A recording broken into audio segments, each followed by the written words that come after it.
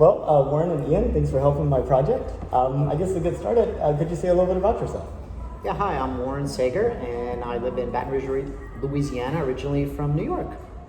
Awesome. I'm Ian. I'm his son, also from Baton Rouge, and I'm about to graduate with a degree in physics and astronomy from LSU. And what brings y'all to Titusville, Florida? Inspiration 4 launch.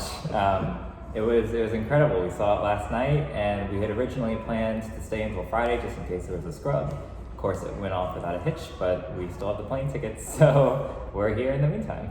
And I'm excited to be able to support Ian. I'm his plus one, and he allowed me to come with him on this adventure. I think it's so neat. That's the biggest miss I have with this trip for me personally is that my younger son didn't come with me, and he normally would have. You know, it's just like somehow it seems a little bit less than it could have. Aww. Yeah. So, what's so special about Inspiration 4? For me personally, and you can answer next to, they're regular people. Of course, they went through 6 months of training, which you can say is a little or not enough, but I still think it's pretty rigorous, but they're still regular people. They're not trained astronauts. They haven't been, with the exception of maybe Jared, like fighter pilots in the military their whole life, so all of this is completely new to them, and they're from completely different, diverse backgrounds. So the fact that they can all get together, do this one thing that was seen exclusively for people that were employed by some government or space agency, and then to not have the focus of a very rigorous scientific mission. Of course, they do have some things they're doing, but it's really more just have fun and show the world this new era is here. So to be able to see not only the start of the process from when it was announced, but then now almost the end, they finally launched. I think that's pretty inspiring and fun to be a part of that section of history. Wow, I don't have anything to add to that. You mentioned have fun several times, which I think is important. You know, I mean, I think Elon says that if all you're doing is solving problems every day, what's the point of life? You know, or something like that. But on the other side of it, you know, we recently had like Jeff Bezos and Richard Branson, both billionaires, kind of going out in space, having fun too. And there's been sort of like a backlash to some degree about why are these billionaires out there having fun whenever we have, you know, you just name it. There's poverty in the world, and hunger, and all these sorts of things. Exactly. Yeah. And I was just wondering, how do you all process that discussion? Like, what's your take on it? All right, I'll go first on this one, Ian. The world has to start with people that have resources to make amazing things happen, and then it does trickle down to the rest of the world in lots of little ways. I think if you look back on the history of all of the stuff that's gone on with NASA, there's so much of the technology that they used for space that is now brought down to regular use in other ways, that it's not wasted effort, it's not wasted resources, it's what you have to do to eventually make things normal for everybody. Yeah, I mean, kind of the same thing. If you were a part of the group of people that went to the very first movie theaters, you were pretty rich. If you were some of the first people to fly on commercial flights, you were pretty rich. So some of the first civilians to fly in space are pretty rich, but that doesn't mean that one day it won't get to the point where maybe an average person will be able to take advantage of that opportunity. So just to be able to, even though it's still exclusive, grab it from one exclusive area and slightly expand it more, I think is a very good step in the right direction. So you can have backlash, but I think ultimately it's a good thing. Yeah, I've been reading a book lately called Factfulness that talks about how there's like all these things in the world that have changed, but it's just been so gradual and doesn't make headlines. Across the world, on average, men and women both, like men attend usually like 10 years of school, but women attend like on average 9 years of school. But yet the disparities are like really highlighted as being a lot larger than just a 1 year difference. And then like infant mortality is like gone down in every country in the world. And you know, just like vaccination rates, not for COVID, for malaria and typhoid and all these things are, you know, like in 90% worldwide. But we're fed like this constant diet of like negativity, of crisis, and at the end of the day, people aren't interested in gradual things; they're interested in excitement, big changes. And I was just wondering how much you think maybe our perceptions of how big the problems are just kind of skewed by that need to create sensationalism. Well, I'll take a little different approach. I think the problem is that the media and the world leaders and people of power and influence want to keep power and influence, and they do that by misinformation, confusion, and keeping people down. And part of they do that is by not focusing on facts and staying focused on what really actually is happening, because there is a lot of great in the world, and if everyone's complaining and worrying about the problems, they're not appreciating, getting excited about the future and what they can do in it, and it keeps them down. I don't really share the same sure you don't. opinion. No, I just think within the past decade or two, people have become more accustomed to more instant gratification, and they have so much to consume in media, mostly social media, that even though those aren't like tangible things or events or processes going forward, they're almost the same now, because you just go on Twitter and then you see what's going on. So people expect, taking spaceflight as the example, why haven't we just done this or leapt here, or like we've done it before, or this seems so easy, because they see so many things just happening so fast all the time. But like you said, it's a slow process, and specifically with spaceflight, even if we have done some of these things before, we haven't done them in 30, 40 years. So a lot of that technology isn't something that was expanded upon, it was left. And a lot of the people that worked on those specific missions and have the expertise to then do that stuff are not working for NASA anymore. They're kind of long gone, or at least retired. So these processes take a long time, and people now aren't as accustomed to things taking a long time. And if you want to go the more politician route, I would agree. At least they also don't like highlighting things that take a very long time, because in the realm of getting reelected, it doesn't make as much of a difference, and people won't rally against something typically that we will see real results in a decade or two. And you mentioned earlier technological spin-offs, and like in the Apollo program, they were literally how to create vast amounts of liquid hydrogen and liquid oxygen. I guess not hydrogen, but liquid oxygen for sure. And new alloys, and they were pushing the computer technology to its limit, and they had to train up all these engineers, and they created whole new fields of study. And a lot of people got technical educations and were working in technical fields that would have not been doing that. And that technology went out into the private sector. Those people with those technical skills went out in the private sector, and the cost of getting an engineer went way down, because it just kind of got over flooded. Yeah. So I mean, if you need an engineer to design something, you probably could find one easier than you could pay the manual laborer to go and actually do whatever it is. That's an extreme example, but maybe. So that's the power of the programs like that, and spending those dollars, it trickles down. Yeah. Well, it can. I mean, Apollo, we really would push in envelopes. But if you go look at mission control now, they're their computers are 4 or 5 generations behind. The big push is using commercial off-the-shelf technology. They were right sizing our engineering force, and I'm just wondering, is it realistic to expect to have similar types of spin-offs when you're sort of not pushing the envelope in those same ways? Where would the spin-offs come from? I don't think so. Well, I mean to say I agree with what you were trying to propose. Maybe is NASA, especially with Artemis, is focusing on reusing things they already have, not as much building. I mean, they're still doing some new things, but I think that takes some of the cutting edge off of it, and then that trickle down effect isn't as there. But that's why I'm so excited about companies like SpaceX, because they are not taking that approach. They are doing everything new from scratch and throwing it to the wall and seeing what sticks, and trying and failing and trying and failing and trying and succeeding.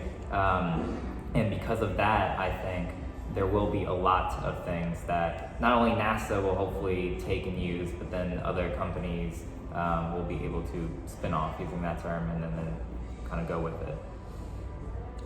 So talking about Artemis, when did you find out about Artemis? I found out when it was announced, which was what, like a year or two ago. It was. Yeah, I think it was like February of 2019, Yeah, and like at the National Space Council meeting. Yeah. Well, I'm not as into the space stuff as my son Ian is here. So actually, when I came here for this launch and surrounded by all these amazing people who are really fascinated and excited about space, then I learned about it. I even saw the shirt at the gift shop and I said, Artemis, what's that? So I just found out about it just recently. Yeah, a lot of people, to my No idea. surprise, don't know that we're actually trying to go back to the moon. I thought this was something that like people really knew. Especially they released, I don't know if you saw, I think 2 weeks ago, this really amazing like 4-minute long "Why Are We Going Back to the Moon" video, and I saw that spread a lot. But then again, I follow space people, so my version of "It's Everywhere, Spread a Lot" might be Yeah, no one knows about. I haven't even seen it yet, so you're gonna have to show That's it a to really me. good video. It's a really good video. Another question is, does your barber know? That Yeah, the we're answer going- would be no. No. They'll probably know the day of the first launch. I'm not so sure. Because I mean, going back to the moon even made it into like the State of the Union address. It's something that NASA's been really hyping all over social media. But social media isn't like one media. It's like little pebbles in different ponds. Very fragmented. Very fragmented. Yeah. So I guess y'all would not find it unbelievable that 80% of the people that aren't space people that I talk to don't know about it. No, not at all. I Yeah, totally just get like that. myself. Yeah. I'm actually surprised 20% of the people do know what Artemis is. Is that important? Do we care? I think it is. I am very entrenched in the space community, but every now and then I step out and I talk to people, and the general idea that I get surrounding NASA is it's cool, but it's kind of old, and they're not doing anything new, they're not pushing anywhere. And you can, depending on where you're coming from, view going back to the moon as not doing anything new because we've done it before, but they're justifying that for the Lunar Gateway and for then going to Mars. So I think to look at it as if we're just doing what we've already done is a little narrow-minded. But this is a way to really get NASA to step forward and say, we are pushing the boundaries again like we did in the 60s and 70s and with the space shuttle. I'm excited that it's happening now that I know it's happening. There's the show For All Mankind. It's an Apple TV show where they actually go to the moon and then I think they live there, right? They actually have a station there. And when I was watching that last year, before I knew about this, I'm like, wait, why are we not why don't we do this? It sounds like a real thing to do. So I'm glad that we're taking steps to go back there. It's crazy that when you accomplish something so amazing like going to the moon that we did so long ago, and then you just stop doing it, it's not any less amazing. We should still do things like that. So the fact that we're doing it is wonderful. Yeah. Well, and I think it'll actually be, so going back to the Lunar Gateway for a second, more of an exponential leap than we might be considering, because once you get to a lunar orbit, I mean, most of the fuel that's used in a rocket is in the first stage, and that's just getting it off of Earth. So if you can have something there to refuel, our ability to do missions beyond even maybe our solar system, I think will be much, much greater, and then that'll make it a lot easier to do more far-reaching things, more complex things, and then inhabiting planets. So I think once that happens, things will start to happen very quickly. Yeah, we were just talking about that before this interview about how if you have an ecosystem, adding an incremental unit to the ecosystem is very cheap.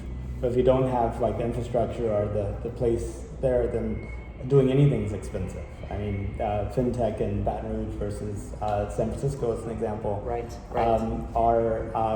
If you're trying to plant a garden in the desert, there's like no irrigation, there's no shade, there's no, windbreaks, Or doing anything on the moon, there's no fuel depots, there's no companies that get you to the moon and back. But once you have that in place, doing like an incremental mission becomes very cheap. Absolutely. I just wanted to say it didn't get asked yet, but I was born in 1969, so I was born in April. So I think the launch was in July, right? Yeah. So you've been alive for the entire. And it was really important to my parents. One of the few things I have from my dad is a front page of the newspaper of the lunar landing. Like, it's still something I have to this day. It was important to him. I've shown Ian. I don't know if that impacted him at all, his love for space, but it's neat that, we that long ago, 52 years ago, we did something like this, and now to go back, it's actually is for me pretty amazing to think that we're going to do that. That's amazing. And you would have been 3 whenever we stopped going to the moon in 1972. Yeah. And I have something in common with Jim Bridenstine, the previous NASA administrator. We were both born in 1975, so we missed it by 3 years. Oh, wow. Yeah. So, but if you wanted to make people know that we were going to the moon, like, how would you go about it? Oh, wow. I have no idea, but everyone should know, and we should be talking about it. Nowadays, there's so much noise in the world, it's so hard to stand out and say something. So, gosh, I don't know how to answer that. That's so sad, because it's something I think is important, but I don't know. Not to disparage you, but I think in terms of me personally, it would just be kind of sharing on social media. But I don't think realistically that's going to do anything. I think NASA should be maybe a little bit more concise with their messaging, because they do a lot of things and they have a lot of missions, so there's a lot of stuff out there. If they could focus maybe a little bit more on this, and then the politicians who ultimately are giving the funding to NASA, if they were to also talk about it a little bit more, because I never see any mention of anything. I've got an answer now. I thought of Okay. something. So Richard Branson just went up to space. Yeah. It was barely a space mission. I mean, they barely touched space. But man, it was everywhere, posted all over the world. It was a big deal. He's a promoter. It's all about marketing, and NASA is in the space business. Even SpaceX, they're real serious about what they're doing. They're in the space business. They don't promote as much as maybe they should. So they need to get more marketing resources behind this program, and I think that would really help. It's all about promotion, and get somebody, I think, a real good spokesperson who cares and would be recognized by the world. I don't know who that is, but Bill Nye. But I mean, it's almost like, I think one reason, I think people are hearing it, like, I think they're exposed to it, but doesn't, like, stay with them. Like, they forget about it immediately after they hear about it.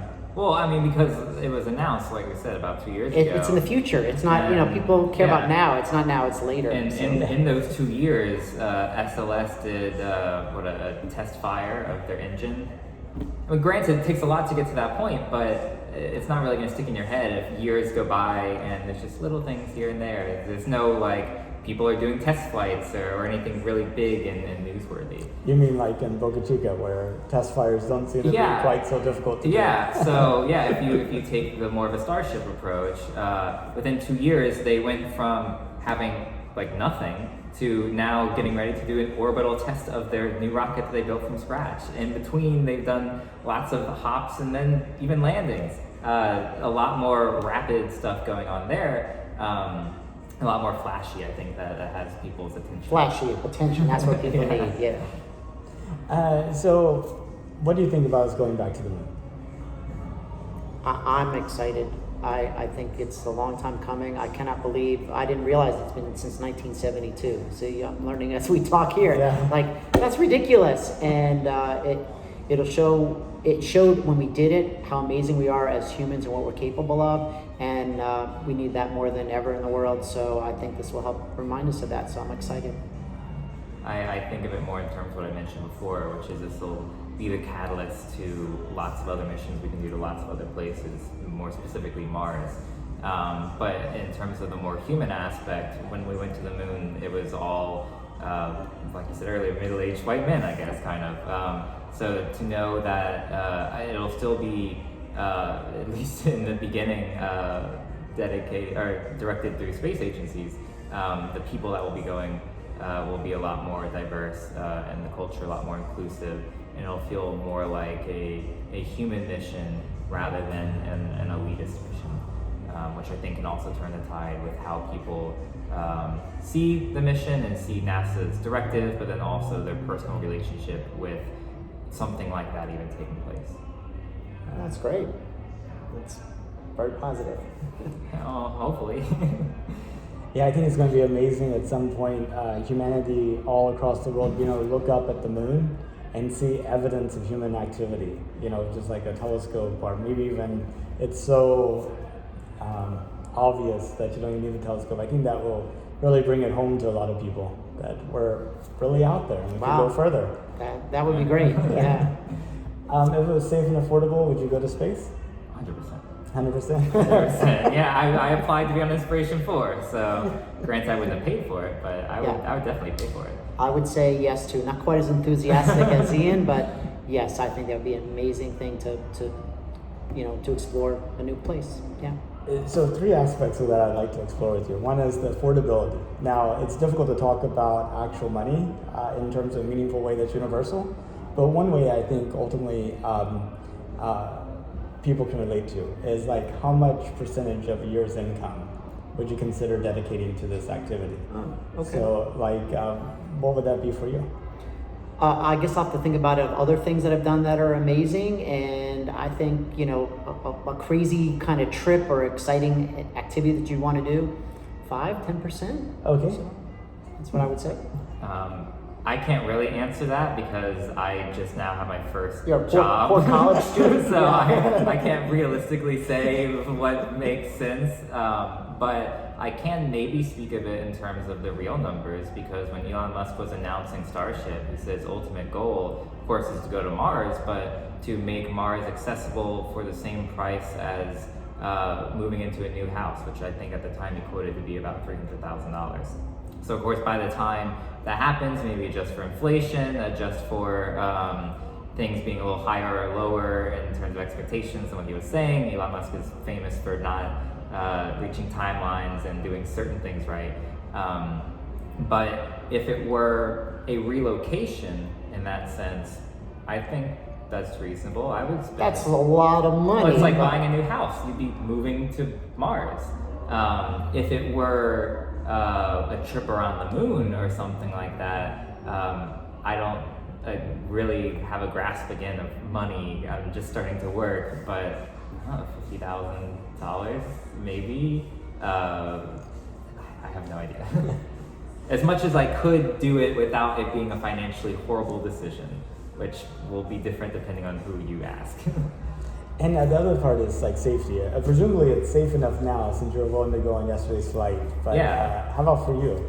It's funny because as I was watching the flight last night and seeing these 4 people that are not professional astronauts go, I actually thought about that a lot. Like, they're up there risking their lives. They could blow up and die or not come back. And, would I do that? And I don't think we're there yet, because that thought went through my mind. Maybe I just didn't have enough information, but that scares me. So I think we need to go a little bit further. Have you ever done skydiving?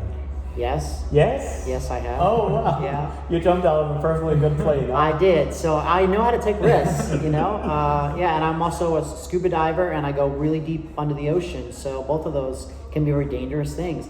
But they're calculated risks with good information to know what the limit is. And I guess with space, there's so many things that you can't control. That's maybe what scares me a little bit about it, because ultimately you're in this rocket and you're just along for the ride. Yeah. That's scary. I mean, I guess with like the skydiving, you pack your own parachute, or at least you inspected it before going. You have a lot of choice points along the way. Maybe. Yes. That's what I mean by that information. Ultimately I have some control over what's happening. I can't imagine those 4 last night. They had to trust the process of all those people and know that it was going to be okay, and it was, which was great. I would love if there's some way we could ask them and get an honest response of, are you still glad you went? Because unfortunately after an event like that, you pretty much have to say, yes, I'm glad I went. Yeah, you're right. So wait, that was 2. There's a third part then, huh? Yeah, the third part is like how far would you go? Are we talking about suborbital, orbit, a trip to the moon, immigrate to Mars? Yeah, you might think this is ridiculous, but a few years ago, NASA had said like, hey, I think they were at the time fielding what the interest would be for going to Mars, or they're doing some program or whatever. I think I was 18, and they said you had to be 18 to respond or be a part of it or whatever. And it was, would you go to Mars, or would you participate in this program that might ultimately lead us to then sending you to Mars? And yeah, I would do it. Even if it was a one-way trip, I would do it. I think not only for the aspect that it's really cool, but somebody has to do it. Why not be me? Why not be in the history books or lead the way or do whatever I can to help push that envelope? So I'm not that adventurous. I don't want to go to Mars, but I do want to go to the moon. I like to go somewhere. So just going to space and back is like, okay, it's like, would I just drive around the block for fun? No, but going to moon, like that's plant my flag and say, I was there, I touched. And look back at the Earth, just like a fragile sphere, just hanging there. Absolutely, yes. Or flat plate, depending upon your view. Well, and that's one of the reasons why I want to go to Mars too. A lot of people talk about when you go to the moon, you see how Earth is just kind of there and you realize how small it is. If you go beyond the moon and you're going in between the orbits of the planets, there's nothing other than the stars and the sun. And then you really realize how big everything is. And it takes not a few days, but a few months. It's like 8 or 9 months to get there. Yeah. And you know, I think people might go crazy not being able to see like the Earth or the moon and just Right, there's no reference point, yeah, right? you're just like in a That's why I think we need to do like, you know, maybe like 300-day orbits around Earth, you know, go way out there and come back. Yeah. You know, because you're like, you know you're coming back, right? So at least you got that. But you also get to kind of experience, okay, it's getting smaller. It's getting smaller. Yeah. Wow, that's fascinating. Yeah. Yeah. It changes everything. It can. Yeah. Well, that's pretty much the questions I had. Did y'all have anything you wanted to talk about or any questions for me? I don't think so. No, I'm just excited to have been part of this. I'm really excited to see ultimately what comes of this project, and I just give you lots of credit for this mission that you're on to create this for the world. So good for you, and thank you. I really appreciate it. And if y'all give me lots of referrals, too. Yeah, for sure. Like 1,200. Hopefully we can talk again at the Artemis 1 launch. That'd be fantastic. Yeah. Well, thank you all so much.